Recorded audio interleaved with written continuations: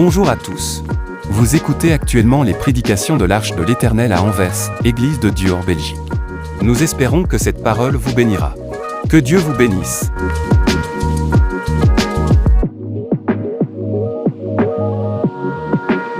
Amen. Amen. Est-ce qu'on peut encore acclamer très très fort pour la gloire de notre Dieu? Nul n'est semblable à notre Dieu. Il est inégalable. Il est incomparable. C'est Dieu grand. C'est Dieu glorieux. C'est Dieu puissant. Amen. Bonjour à tout le monde. Soyez les bienvenus. Soyez la bienvenue dans la maison des cieux.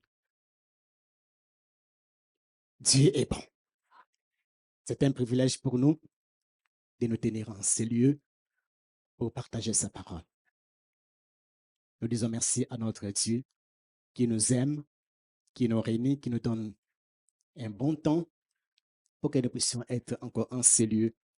Et un grand merci à notre évêque qui n'est pas là ce matin, que nous disons merci pour ces privilèges qu'il nous accorde, pour que nous puissions nous tenir en ces lieux pour partager la parole de Dieu. Amen. Voilà, nous lui disons merci à notre évêque. Que Dieu le bénisse là où il est. Sans plus tarder, je vous invite à prendre vos Bibles. Et nous allons lire dans le livre des psaumes. Le livre des psaumes, chapitre 146. Il y a 10 versets et nous allons lire tous les versets. À partir du verset 1er, voilà, si nous pouvons nous mettre debout, s'il vous plaît. Et nous voulons proclamer la parole de Dieu. Psaume 146, verset 1er, il est dit ceci. Louez l'Éternel, mon âme loue l'Éternel. Je louerai l'Éternel tant que je vivrai. Je célébrerai mon Dieu tant que j'existerai. Ne vous confiez pas au grand, au Fils de l'homme, qui ne peuvent sauver.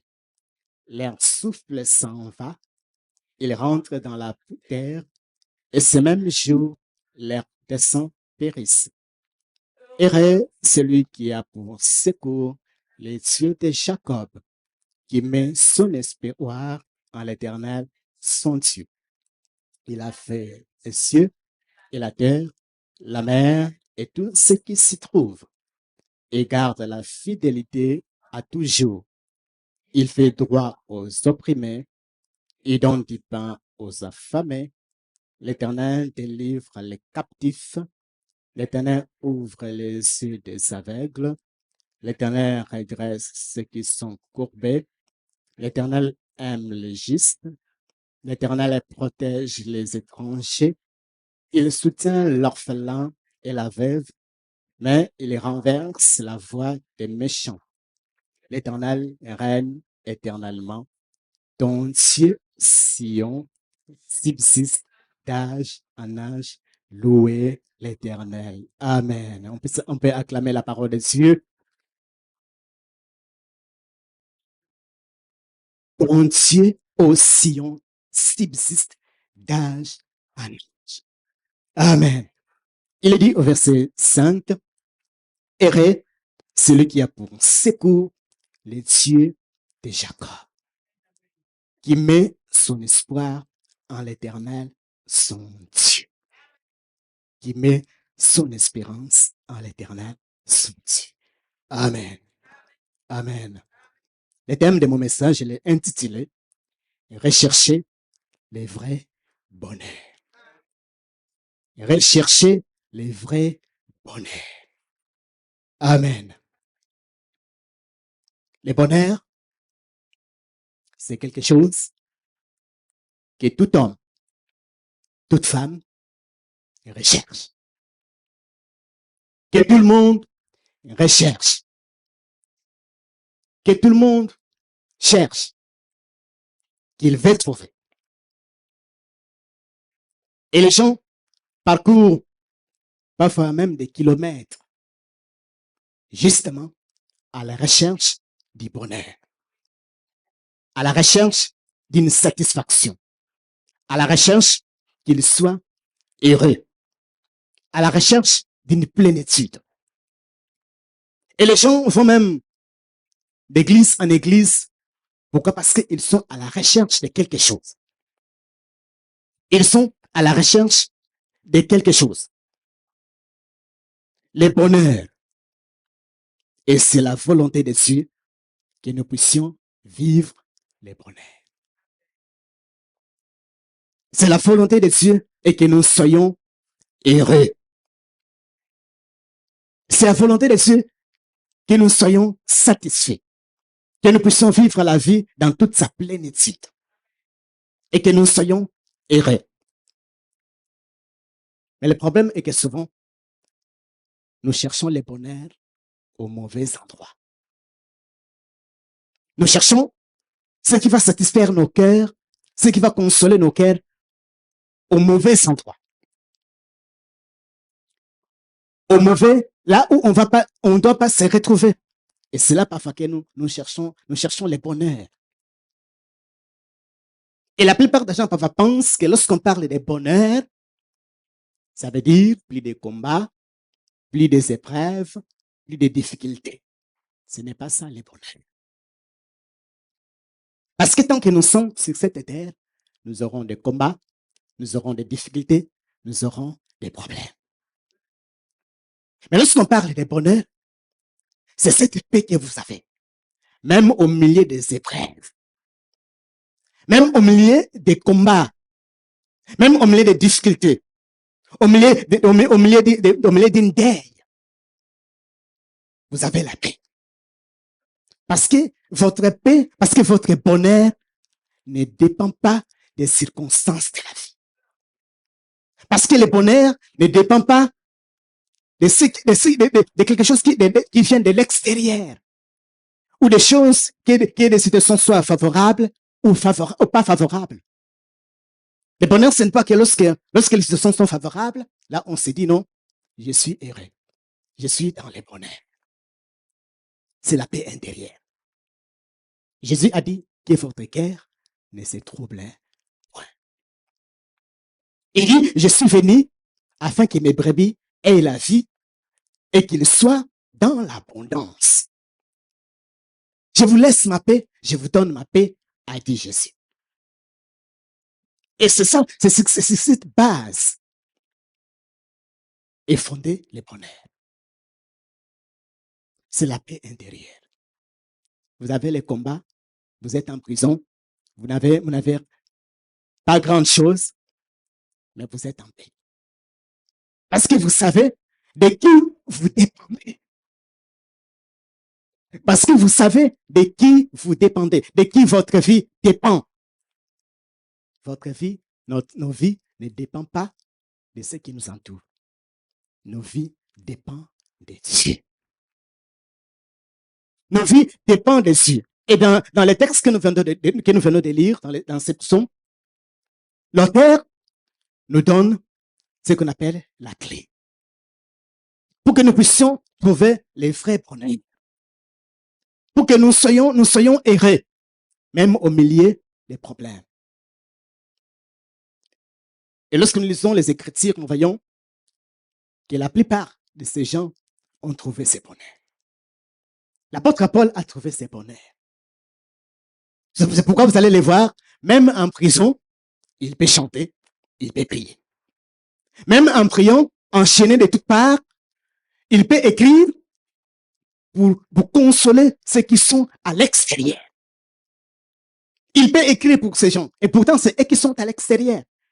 Mais lui qui est en prison, là où tout le monde peut pleurer, peut se dire, mais pourquoi je suis ici? Peut se lamenter dans des conditions difficiles, insupportables. Mais c'est dans ces conditions que lui, il écrit aux gens qui sont à l'extérieur pour les encourager. Et pourtant, c'est lui qui a besoin d'être encouragé. Mais parce qu'il sait qu'il a trouvé la paix. Il a trouvé le bonheur. Et plus tard, il dira, pour moi, mourir, c'est un gain. Pourquoi? Parce que si je quitte ce corps, je sais que je serai avec le Seigneur. Et les psaumes que nous venons de lire, ce sont les derniers psaumes, les derniers chapitres du livre des psaumes. Vous lisez le chapitre 146 jusqu'au chapitre 150. Ces 6 psaumes, lorsque nous les voyons, ces 6 psaumes, c'est 5 psaumes, pardon. C'est 5 psaumes, donc 146, 47, 48, 49, 150, 5 psaumes. Ces 5 derniers psaumes, vous allez voir, ces 5 derniers psaumes commencent par louer l'Éternel et ça se termine par louer l'Éternel. Il met l'action sur la louange. Il dit louer l'Éternel et ça se termine par louer l'Éternel. Vous lisez ces 5 psaumes, vous allez voir, il n'y a aucune demande. Il n'y a aucun combat. Tout est centré sur une seule personne. Tout est centré sur Dieu. Tout est centré sur sa nature. Tout est centré sur sa puissance. Tout est centré sur sa personne. Tout est centré sur ses œuvres, sur ses actions. On parle de ses Dieu, de ce qu'il fait. Il n'y a pas de demande. La seule chose qui importe, c'est de louer Dieu, c'est de célébrer Dieu. Parce que c'est Dieu en est digne. Parce que c'est Dieu est digne des louanges. C'est Dieu est digne qu'on le célèbre. Et c'est à cela que l'auteur nous appelle. Lance l'invitation.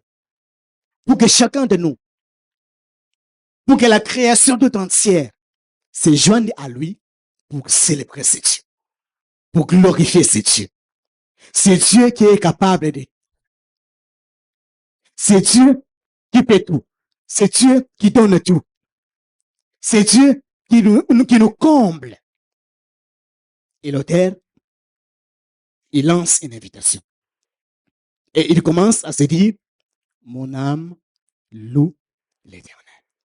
Il dit, je louerai l'Éternel tant que je vivrai, je célébrerai mon Dieu tant que j'existerai. Il dit, je vais louer Dieu tant que je vivrai, tant que j'existerai. Vous voyez? Dans tant que je vivrai, tant que j'existerai, ça veut dire, peu importe ce que je vis, peu importe ce que la vie me réserve, peu importe ce qui va arriver, moi je vais louer Dieu. Peu importe les conditions de ma vie, peu importe ce que j'ai, peu importe ce que je n'ai pas, je vais louer Dieu. Il loue Dieu dans tous les temps, dans tout temps, en toutes circonstances. Il célèbre Dieu. Et c'est à cela que nous devons apprendre. À louer Dieu. À élever Dieu, à glorifier Dieu. Quel que soit ce que nous vivons, quel que soit ce que nous traversons, nous louons Dieu. Nous glorifions Dieu parce que nous savons de quoi ce Dieu est capable. Parce que nous savons que ce Dieu n'est pas limité. Ce Dieu est illimité. Ce Dieu est puissant. Ce Dieu peut tout. Ce Dieu peut tout restaurer. Ce Dieu peut agir au-delà de ce que nous pouvons imaginer. Et l'auteur dit, je louerai ce Dieu tant que je vivrai, tant que j'existerai. Qu'il y ait des problèmes, que je sois dans la joie, que je sois dans les difficultés, je vais louer mon Dieu. Je vais célébrer mon Dieu. Bien-aimé, la louange. Notre Dieu, il est écrit, il siège au milieu de la louange de son peuple. Lorsqu'on les loue, lorsque son peuple comprend que ce Dieu est digne de notre louange, que ce Dieu est digne de notre célébration. Nous devons louer notre Dieu. Nous devons élever notre Dieu. Nous devons glorifier notre Dieu. Car lui seul nous a sauvés. Car lui seul nous a rachetés. D'ailleurs, plus tard, il dira que tout ce qui respire loue l'Éternel. Ça, c'est à la fin, les derniers chapitres. C'est là, il fait appel à toute la création, à tous ceux qui ont souffle de vie, de louer Dieu. Pourquoi? Parce que le souffle que nous avons nous vient de lui. Parce que la paix que nous avons nous vient de lui. Parce que tout ce que nous possédons nous vient de lui. Voilà pourquoi nous devons les louer. Nous devons le célébrer. Peu importe, comme je l'ai dit, peu importe ce que tu vis, peu importe ce qui t'arrive, peu importe, tu es réveillé des pieds gauche, des pieds droite, loue Dieu. Célèbre Dieu. Glorifie Dieu. Et tu vivras les bonheurs. Tu vivras cette paix. Cette paix que le monde ne peut pas comprendre. Mais comment tu es dans des problèmes, comment tu es dans les difficultés, tu peux louer Dieu. Comment tu es dans les problèmes, comment tu es dans les difficultés, tu peux célébrer Dieu. Comme un jour, vous voyez une dame qui perd son fils. Son fils est malade. On l'amène son fils, et puis là, son fils est décédé. Et elle prend son fils et le met dans sa chambre. Elle va aller vers Élisée. Et je crois, quand je lis des textes comme ça, j'ai dit non, ces gens avaient une confiance en Dieu que nous n'avons même pas. Comment on peut prendre, quelqu'un est mort, comment tu peux prendre ton fils qui est décédé, tu le mets dans la chambre, tu fermes la porte, et tu dis non, je vais aller vers l'homme de Dieu. Et lorsqu'on lui pose la question en chemin, madame, est-ce que tout va bien? Elle dit tout va bien. Et pourtant, à l'intérieur, elle pleure. Et lorsqu'on lui demande, mais pourquoi tu veux aller voir l'homme de Dieu? Tout va bien. Et lorsque Élisée le voit de loin, il envoie son serviteur. Il dit non, va demander à cette femme, qu'est-ce qui se passe? Lorsque le serviteur arrive, est-ce que madame, tout va bien? Tout va bien. Mais lorsqu'elle se présente devant Élisée, c'est là qu'Élisée comprend qu'il y a un problème. Pourquoi? Parce que ces gens avaient une foi inébranlable en ces dieux. Elle comprenait quelle est la puissance de ce Dieu, à qui elle a affaire. Bien aimé, nous avons affaire à un Dieu tout puissant. Nous avons affaire à un Dieu glorieux, à un Dieu grand, à un Dieu fort, capable de tout. C'est-à-dire, tu peux dormir tranquille avec ces dieux. Tu peux être tranquille. Tu peux te réjouir pour dire non, Seigneur, merci de m'avoir sauvé. Merci d'avoir fait que je puisse te connaître. Il dit non, tant que j'y vivrai, je vais louer ces dieux. Tant que j'existerai, je vais célébrer ces dieux. Vous êtes dans les problèmes, dans les difficultés. Ces problèmes n'est pas plus grand que Dieu. Dieu est plus grand que tout. Et c'est Dieu et toutes les portes se ferment devant vous. Il y a un Dieu. Loue Dieu. Célèbre Dieu en tout temps. Tant que tu vivras. Tant que tu existeras. Tant qu'il y a le souffle de vie en toi, c'est qu'il y a encore de l'espérance. Tout n'est pas perdu. C'est tant que tu te réveilles encore le matin, dis-toi non, il y a encore quelque chose que Dieu va faire. Parce qu'il est Dieu. Tant que j'existerai, tant que je vivrai, il dit, je vais louer ce Dieu. Je vais célébrer mon Dieu. Il dit au verset 3, ne vous confiez pas aux grands, aux fils de l'homme, qui ne peuvent sauver.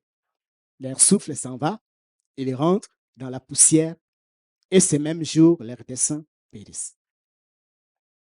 Il dit, ne vous confiez pas aux grands. Ne bâtissez pas votre vie. Ne bâtissez pas votre vie, votre avenir, c'est la confiance aux gens, aux hommes. Est-ce que cela veut dire qu'il ne faut pas faire confiance aux hommes dans tout? Ce n'est pas ça, c'est que la parole déclare. Ça veut dire que tu t'appuies sur une personne ou tu dis non, sans lui, vraiment, moi, je suis perdu. Non. Il dit, la parole nous dit, ces gens sont limités. Quel que soit ce qu'ils possèdent, quel que soit même les pouvoirs qu'ils possèdent. Il peut être président, il peut être roi, Son pouvoir est limité. D'ailleurs, ils sont remplaçables. Un jour, ils vont céder les trônes à quelqu'un d'autre. Mais notre Dieu, il est irremplaçable. Et de génération en génération, il reste Dieu, il reste sur son trône. Et c'est sur lui que nous devons bâtir nos vies. C'est celui à qui qu'on ne peut pas remplacer, qu'on ne peut pas détrôner. Lorsqu'un roi reine, ici en Belgique, un jour on aura une reine. Et tout le monde le sait.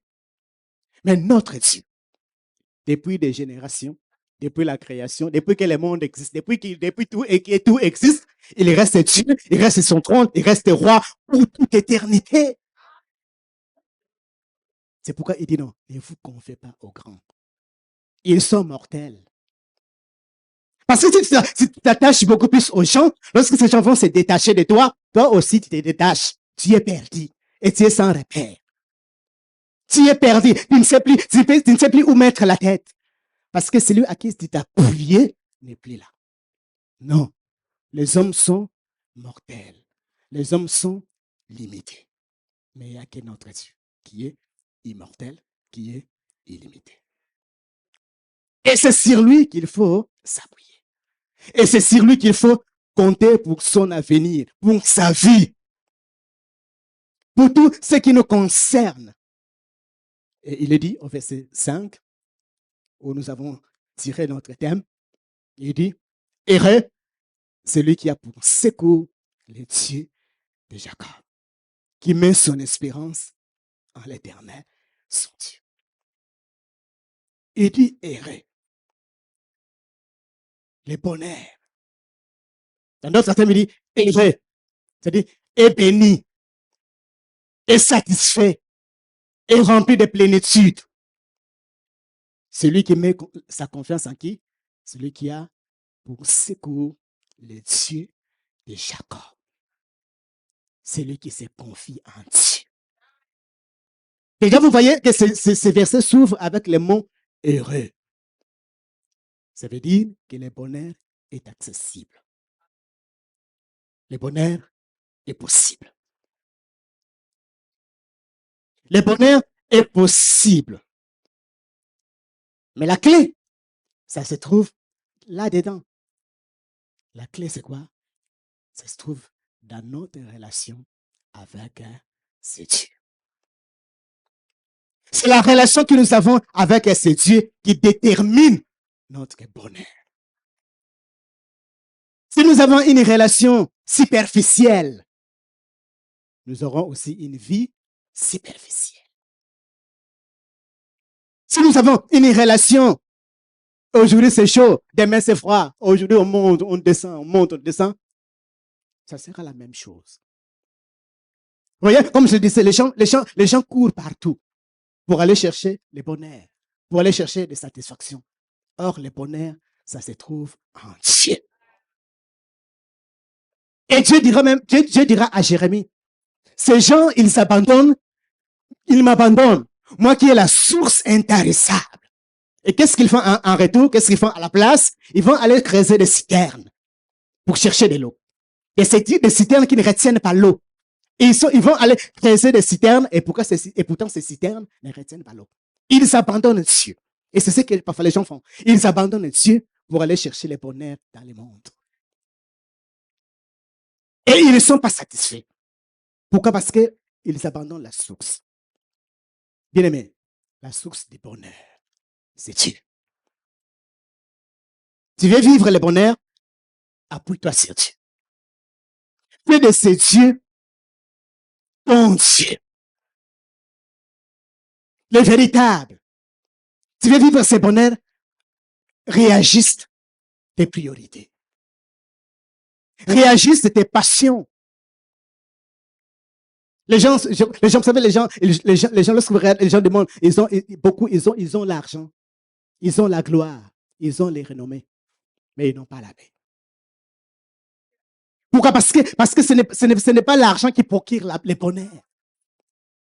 Ce n'est pas des choses extérieures qui nous procure les bonheurs. Mais c'est Dieu. Et lui, il est la source. Un jour, Ésaïe se tient devant son peuple. Il dit, mais lorsqu'il voit le peuple, les gens, ils courent au marché. Ils courent partout à la recherche de quelque chose. Ésaïe dit non. Venez, venez, venez. Ésaïe, au chapitre 55, il dit ceci, si on peut le lire. Dans le livre d'Ésaïe, au chapitre 55.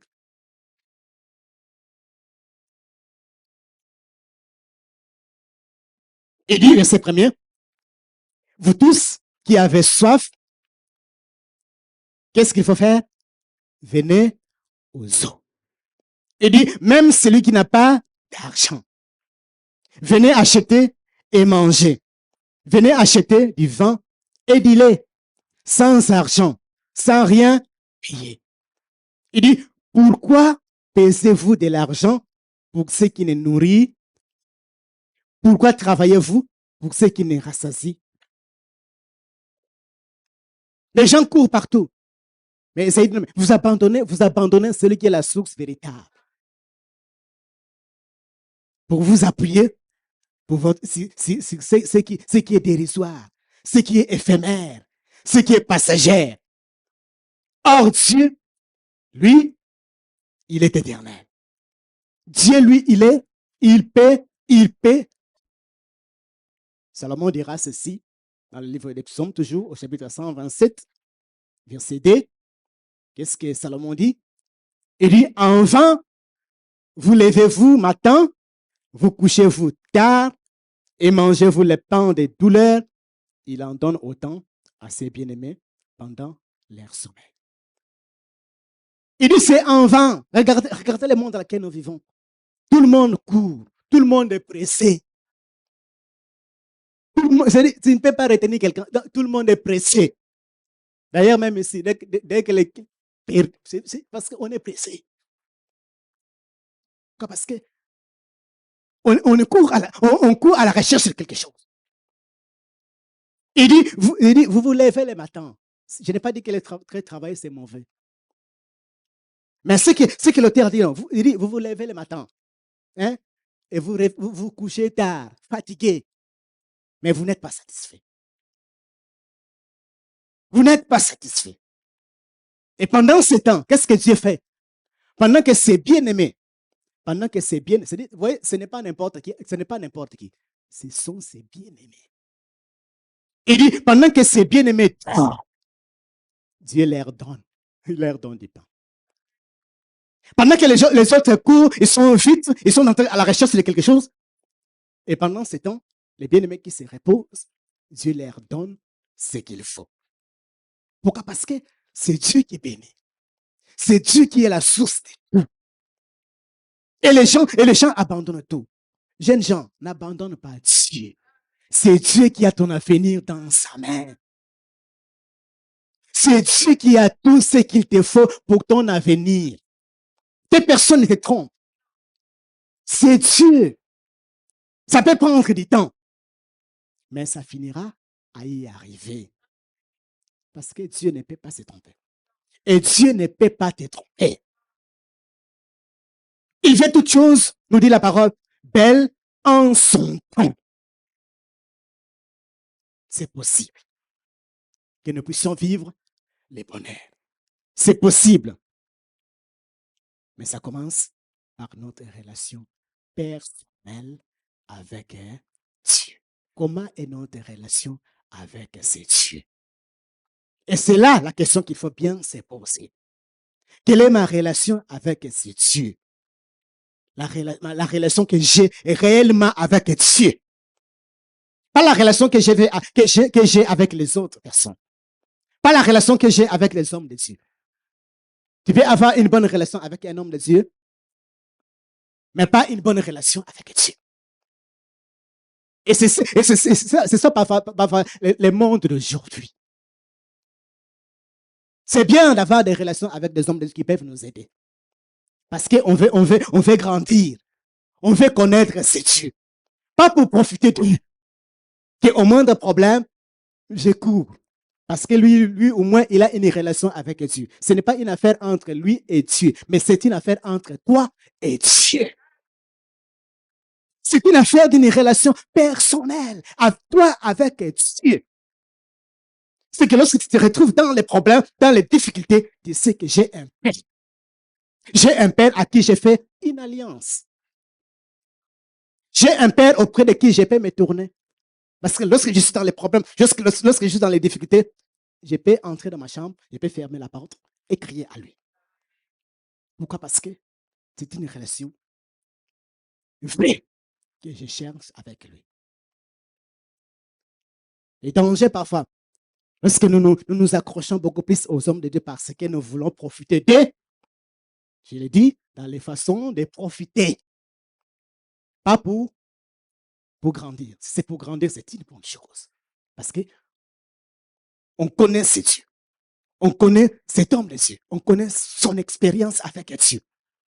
On connaît ce que Dieu fait au travers de lui. Voilà pourquoi on s'approche de lui pour grandir, pour apprendre. Mais c'est pour seulement, je suis là. Je suis là. Parce que moi, je ne vais rien faire. Et lui va tout faire. Là, on est complètement à côté. Et c'est ce qui se passe parfois même dans nos églises. Les gens courent derrière les hommes de Dieu, mais ils ne courent pas vers Dieu. Les gens sont derrière les hommes de Dieu, mais ils ne sont pas derrière Dieu. Or, c'est le contraire qui doit être. C'est ta relation d'abord avec Dieu. Et c'est là la clé. Et c'est là la source de tout. Quelle est ta relation réelle avec Dieu?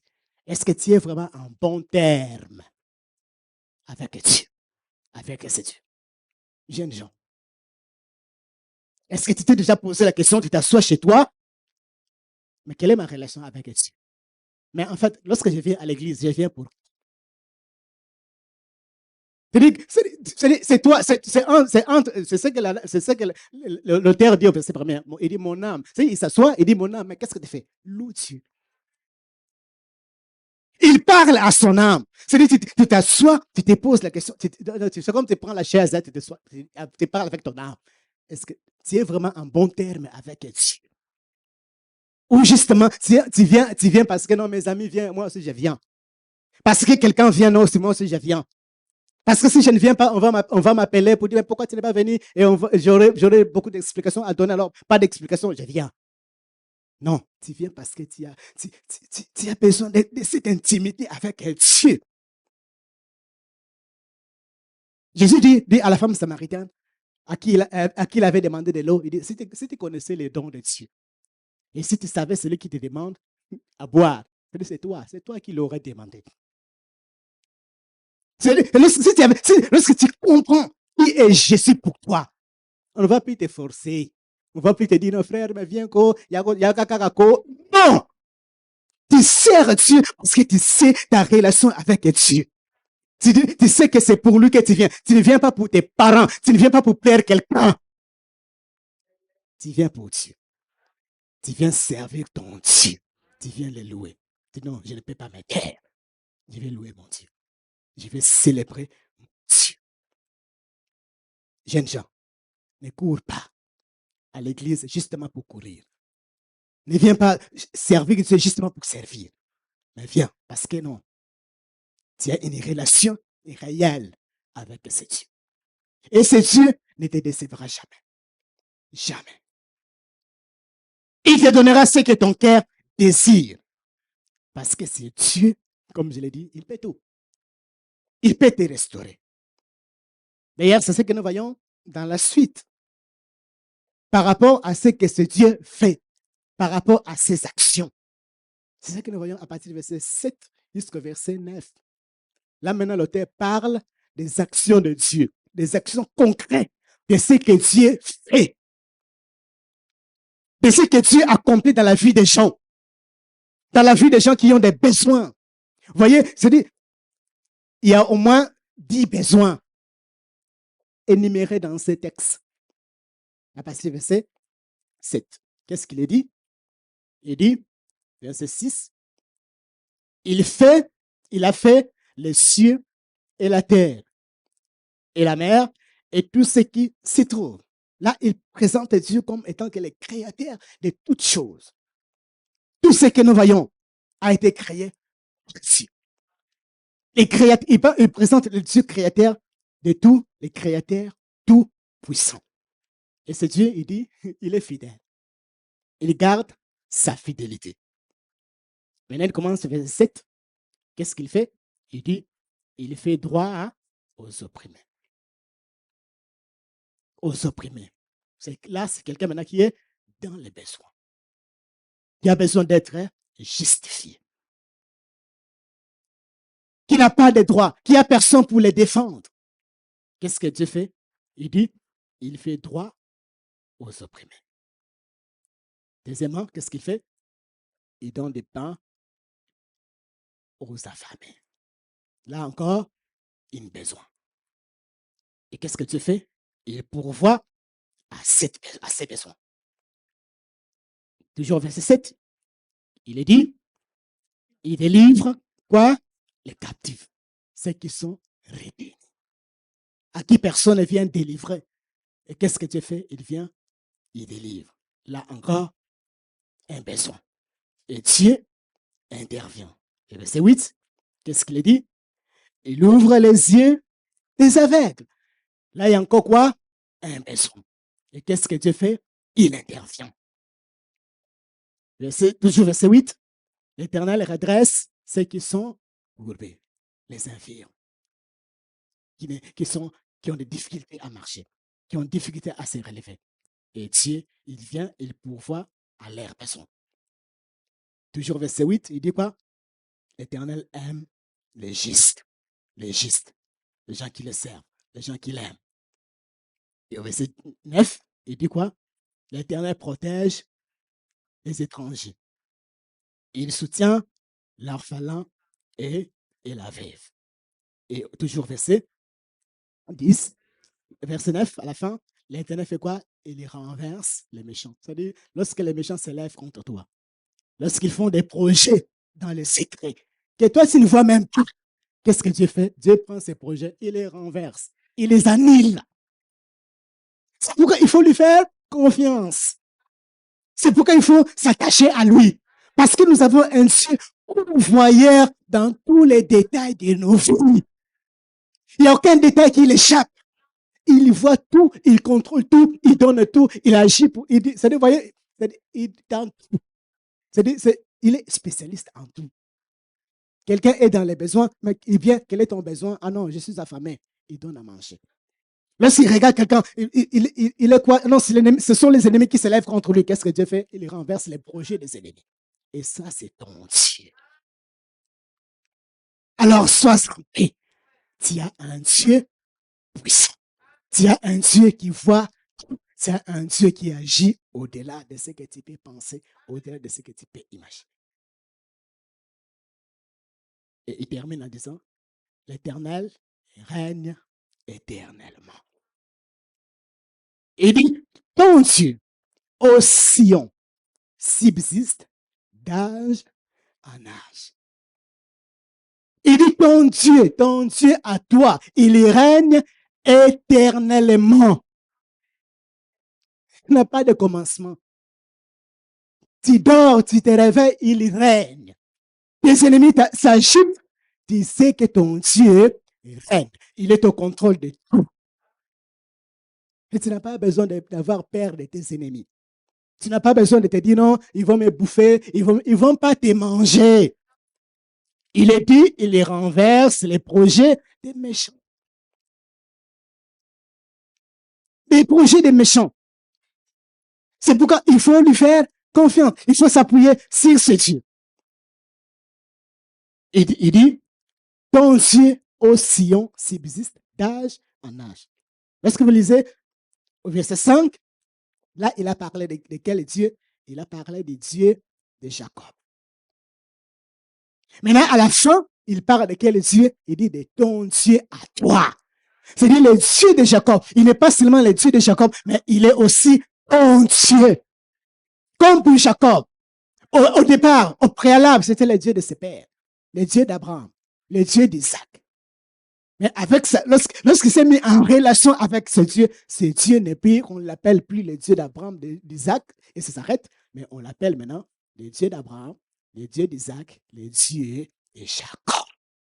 Il est dans l'alliance avec Dieu. Et ce Dieu est le même. Il suffit simplement de t'appuyer sur lui. Il suffit simplement de compter sur lui. Dans chaque domaine de ta vie, dans ce que tu traverses, dans ce que tu vis, tu auras la paix. Tu auras la joie. Et les gens ne vont même pas te comprendre. Vous te dites, est-ce que toi, tu as des problèmes ou pas? J'ai des problèmes, mais j'ai un secret. Je suis dans le manque, mais j'ai un secret. J'ai un Dieu pourvoyeur. J'ai un Dieu tout-terrain. J'ai un Dieu qui n'est pas limité par ce que moi je vis. Et ce Dieu, comme il l'a fait à ces gens, comme il l'a fait dans cette liste que nous avons fait, que nous avons lu, il est fait aussi pour toi, quel que soit ton besoin.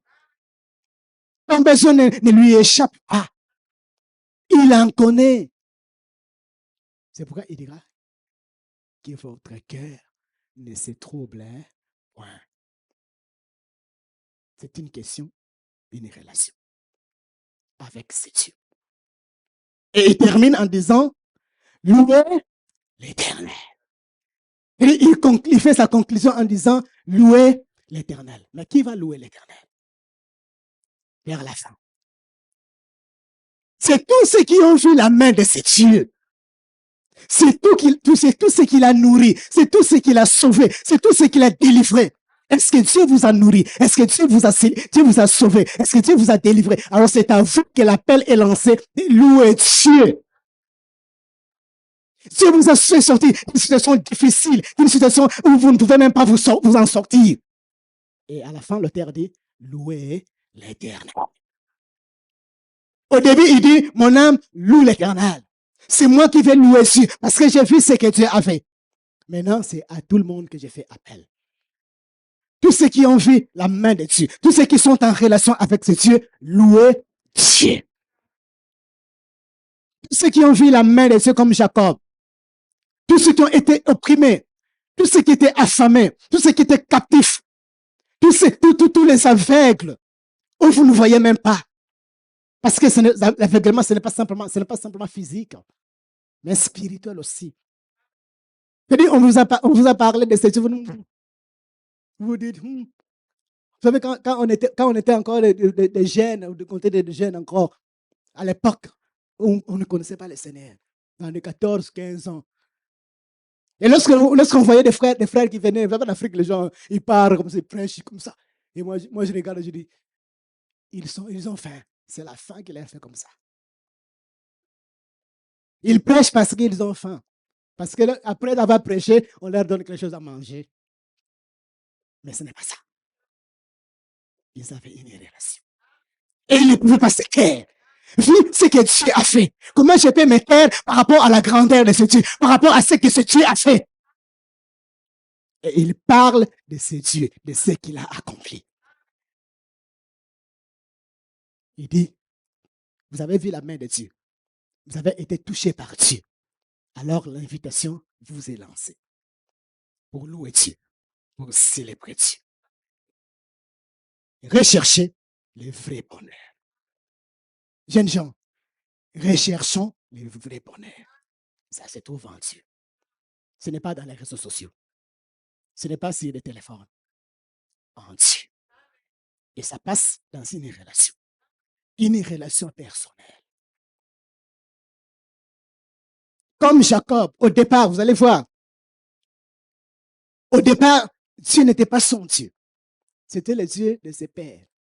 D'ailleurs, dans sa prière, lorsqu'il fuit, on reviendra plus tard, un jour, par rapport toujours à ce texte, lorsqu'il fuit la maison de son père pour aller vers son oncle, et il va voir l'échelle, il fait la prière. Il dit, si Dieu me bénit, si Dieu me donne à manger, si Dieu me ramène en cellier, alors l'Éternel sera mon Dieu. Il ne sera plus le Dieu de mes pères, mais ça sera mon Dieu. Maintenant lorsqu'il est revenu, il est maintenant en relation avec Dieu. Et vous allez voir comment Dieu a béni cet homme. Et c'est Dieu et les mains. Tu n'as pas besoin des acclamations des hommes. Dieu t'acclame déjà. Tu n'as pas besoin des encouragements des hommes. Parce que Dieu t'encourage déjà. Il te dit, va avec la force que tu as. C'est à faire tes concerts. Il dit, tu peux tout par celui qui te fortifie. Et tu te lèves. Parce que tu es en relation avec Dieu. Bien-aimé, ce monde court à sa perte. Jeunes gens, ce monde ne nous aime pas. Ne croyez pas que non, ce monde nous aime. Que non, voilà, tout ce qu'on voit à la télé, tout ce qu'on voit, c'est bien. Non, ce monde ne nous aime pas. Il n'y a que Dieu qui nous aime. Il n'y a que Dieu qui vous aime. Il n'y a que Dieu qui peut vous sauver. Il n'y a que Dieu qui connaît votre avenir. Il n'y a que Dieu qui peut pourvoir à vos besoins. Alors, lorsque tu le sers, c'est avec ton cœur. C'est de tout ton cœur. Tu ne viens pas pour plaire. Tu ne viens pas pour me plaire, mais pour plaire à Dieu. Et ensemble, nous élevons la voix pour glorifier notre Dieu. Parce que notre Dieu en est digne. Alors, recherchons le bonheur dans une relation vraie avec notre Dieu. Lorsque tu rentres chez toi, assieds-toi, prends la chaise, dis-toi, est-ce que Dieu, c'est le Dieu de mon père, c'est le Dieu de ma mère, ou c'est vraiment mon Dieu? Est-ce que Dieu, c'est le Dieu de ma femme, c'est le Dieu de mon mari, c'est le Dieu de mon père, de mes enfants, ou c'est vraiment mon Dieu? Est-ce que c'est Dieu que je viens chercher à l'église? C'est le Dieu de mes parents, c'est le Dieu des Africains, c'est le Dieu des Congolais, c'est le Dieu des Rwandais, ou c'est mon Dieu? Non, il doit être ton Dieu. Et ce sont les expressions qui sont reliées dans ces textes. Il dit, je louerai mon Dieu. Il dit, le Dieu de Jacob, on parle là, il dit, son Dieu. Et vers la fin, il dit, ton Dieu au Sion subsiste d'âge en âge. C'est personnel. Ce sont des expressions personnelles. Personne ne va te forcer. Que frère, viens à la prière. Non! C'est toi avec Dieu. C'est ta relation avec Dieu. Alors dis-toi, ce n'est pas encore terminé. Et ce n'est pas encore trop tard. Tu peux encore améliorer ta relation avec Dieu. Tu peux encore te dire non, fini l'anarchie. Les bêtises enfantines.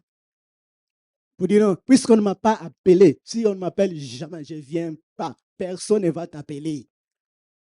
Parce que c'est toi avec ton Dieu. Est-ce que pour venir à l'église, c'est moi qui t'ai appelé? Est-ce que c'est moi qui vous a sauvé? C'est moi qui est mort pour vous à la croix? C'est Jésus qui est mort à la croix pour vous. C'est Jésus qui est mort pour vos péchés. C'est Jésus qui vous a sauvé. C'est lui qui vous donne la vie. Et c'est à lui qu'il faut s'attacher. Et c'est lui qu'il faut servir. Et c'est lui qu'il faut plaire. Tu fais tout pour lui plaire. Tu fais tout pour que lui soit honoré.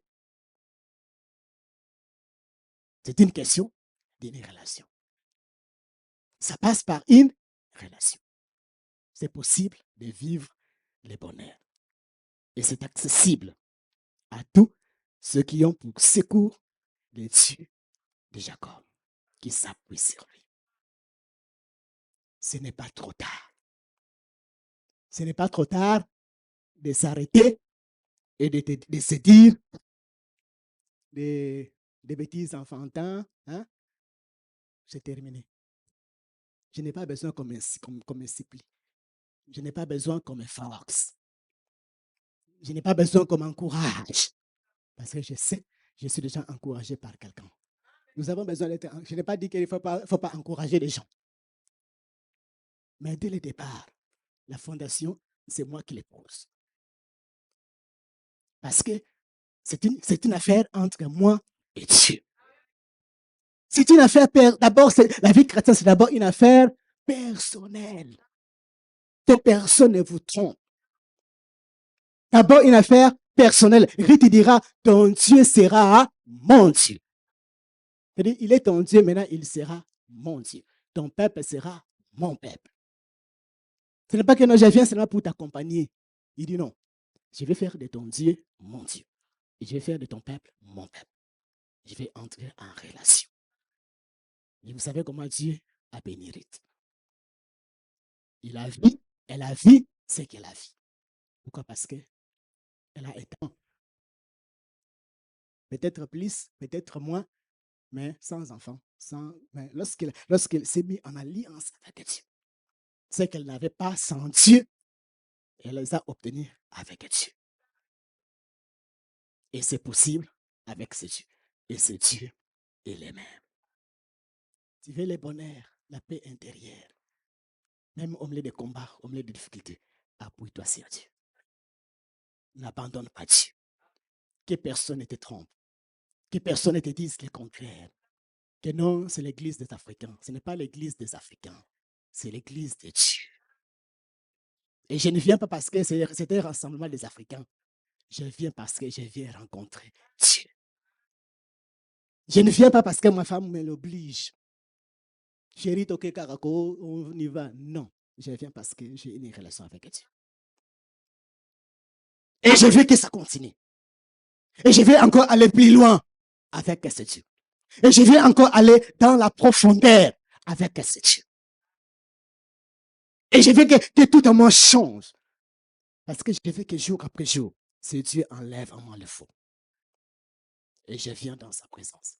Et jour après jour, il fait l'œuvre de taille. Dans la prière, dans la persévérance. Il continue à me nourrir. Il continue à me fortifier. Comme je l'ai dit, bien aimé, c'est Dieu et les mêmes. Alors, recadre ta vie. Recadre tes priorités. Dieu doit être prioritaire en tout. Dans tout ce que tu fais, d'abord, Dieu. Parce que c'est lui l'auteur. Parce que c'est lui qui est à la base de tout. Il est à la base du bonheur. Le bonheur que les gens cherchent dans ce monde. Le bonheur que les musiciens courent partout et qu'ils ne trouvent pas. Ils prennent des drogues. Ils prennent des choses pour se calmer. Mais après, ils n'ont plus ça. C'est comme j'avais un collègue, à chaque fois il filmait, je lui posais la question, pourquoi tu filmes? Il dit, j'ai beaucoup de problèmes. Il dit, lorsque tu filmes, les problèmes sont partis. Ou non, seulement pour se calmer. Il dit non, ce n'est pas dans la cigarette qu'on trouve le bonheur. En Dieu. En Dieu. Ce n'est pas dans l'alcool, mais en Dieu. Ce n'est pas dans les drogues, mais en Dieu. En Dieu seul. Tu veux vivre ce bonheur, c'est possible. Et c'est possible pour chacun d'entre nous d'être satisfait. De se dire comme David, j'étais jeune, j'ai vieilli. Il regarde derrière lui. Il regarde toute sa jeunesse. Il dit non, j'étais jeune, j'ai vieilli. Mais je n'ai pas vu un juste abandonné. Ni ses enfants mendiaient du pain. Pourquoi? Parce qu'il s'est appuyé sur Dieu. Et c'est avec raison que Dieu l'appelle l'homme selon le cœur de Dieu. Il a regardé derrière lui. Et pourtant, lorsque vous regardez la vie de David, derrière lui, il y a quoi? Il y a des combats, beaucoup sortes de combats. Il est poursuivi partout. Mais à chaque fois, il a été soutenu par Dieu. À chaque fois, il a été délivré par Dieu. À chaque fois, Dieu l'a restauré. Parce qu'il avait une relation avec ce Dieu. Malgré son âge, malgré sa jeunesse, il s'est donné à Dieu. Et il n'a jamais été déçu. Et pour toi et pour moi, c'est pareil. Dieu ne nous décevra jamais. Jamais. Il est illimité. Il est le tout au puissant. Alors, recherchons le vrai bonheur en Dieu. Ne le cherche pas dans l'alcool. Ne les cherche pas dans la drogue, mais cherche-les en Dieu. Parce que si tu les cherches de tout ton cœur, tu vas les trouver. Parce que c'est Dieu se laisse trouver par ceux qui les cherchent. Ce matin, l'invitation nous est lancée à se joindre à l'auteur, au psalmiste, pour louer Dieu. Quels que sont les besoins qui étaient les tiens, tu regardes derrière toi, tu dis non, ça c'est la main de Dieu. Ça c'est Dieu qui a fait ceci. Alors je ne vais pas me taire. Je ne peux pas me taire. Je vais servir mon Dieu. Je vais louer mon Dieu. Alors, nous vivrons les bonheurs. Recherchez le vrai bonheur. Que Dieu vous bénisse.